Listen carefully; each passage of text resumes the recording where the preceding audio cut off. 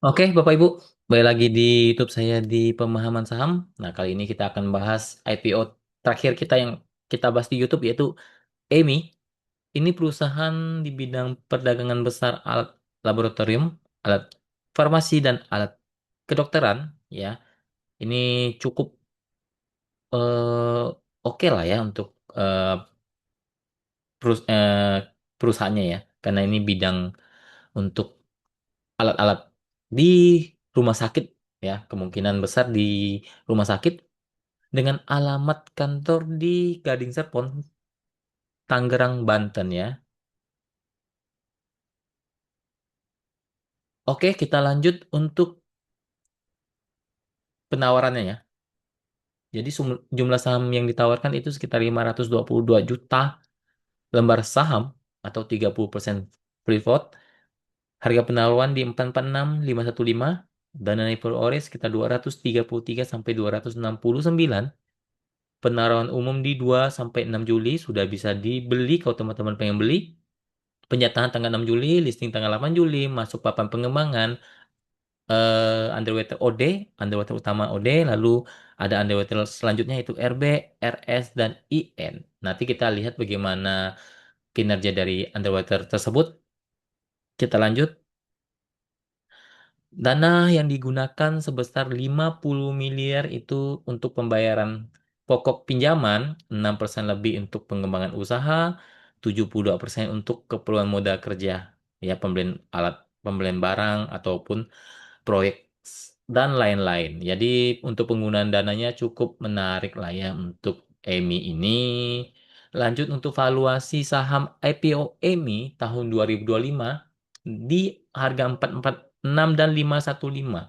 BV-nya itu 83 per lembar saham. Jadi kalau untuk PBV-nya itu 5 kali sama 6 kali, ini cukup standar lah ya. Dibilang murah tidak, dibilang mahal banget tidak. Lalu pernya 23 kali sampai 27 kali ini sudah tergolong kategori cukup mahal ya. Jadi untuk valuasinya menurut saya secara kesimpulan ini sedikit mahal ya untuk valuasi dari EMMI. Lalu untuk kinerja OD dari 2003 sampai 2025 ini standar saja, dibilang bagus tidak, dibilang tidak bagus juga tidak ya. Tapi kategori buat saya ini tidak terlalu oke ya, tidak terlalu oke untuk kinerja DOD-nya karena bagernya cuma satu kali di cuan itu pun tahun 2023, 2025 itu DGWG cuma satu kali arah ya. Jadi standar saja lah untuk kinerja DOD. Lalu untuk RS 2023 itu hanya 6%, selebihnya belum kawal IPO sejak tahun 2023 ya.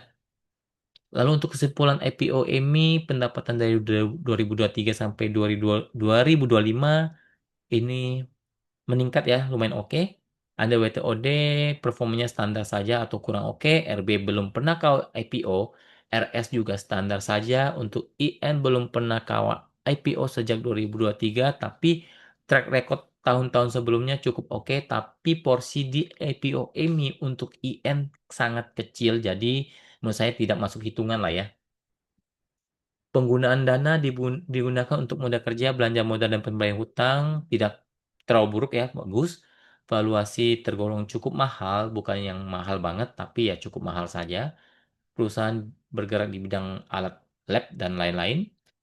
Kalau untuk saya skip IPO ini karena valuasi tergolong mahal, IW-nya juga tidak terlalu oke menurut saya, dan karena banyak pilihan IPO lain, tapi kecuali dia IPO sendiri ya, itu beda cerita. Itu mungkin kita masih bisa coba masuk, tapi kalau karena ini banyak banget IPO-nya, jadi menurut saya EMI saya skip saja. Ini tidak bersifat untuk ajakan untuk tidak beli atau membeli. Jadi teman-teman bisa analisa ulang untuk EMI. Oke, terima kasih. Salam cuan.